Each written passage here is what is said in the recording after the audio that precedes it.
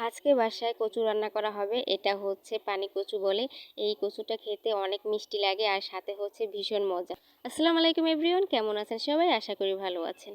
তো কচুগুলো কেটে ভালো করে পরিষ্কার করে সেদ্ধ করে আলাদা রাখা হয়েছে, যে আগে মাছ রান্না করবে, তারপর হচ্ছে কচু তরকারি রান্না করা হবে।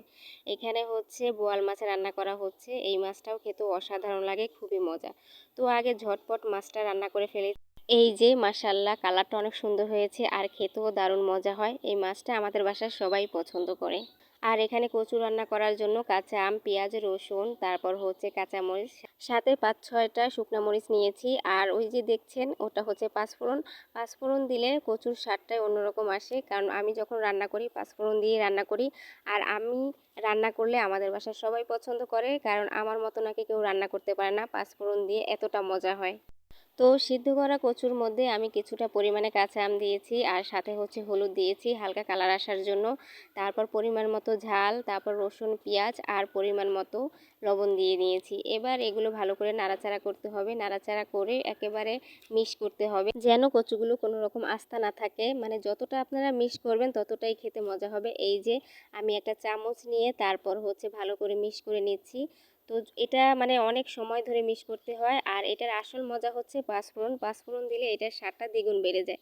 তো আমার মিক্স করা হয়ে গেছে। এবার আমি কিছুটা তেজপাতা দিয়ে দেবো, একটা তেজপাতাকে 2 ভাগ করে দিয়ে দিয়েছি। আর সাথে হচ্ছে কিছু শুকনো মরিচ দেব।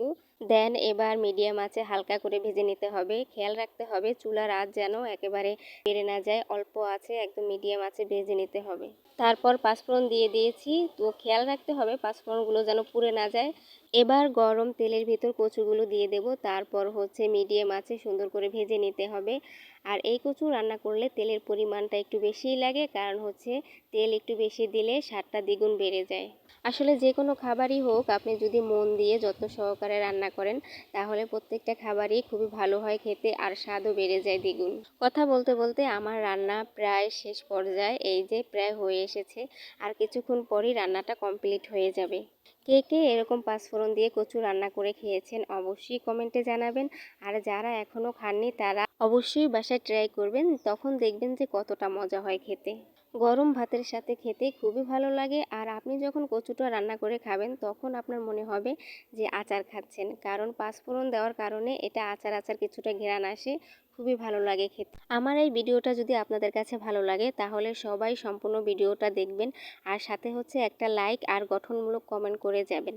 আর এই মজাদার রেসিপিটা অবশ্যই বাসায় একবার ট্রাই করবেন। সো আজকের ভিডিওটা এই পর্যন্তই। সবাই ভালো থাকবেন, সুস্থ থাকবেন। আল্লাহ হাফেজ।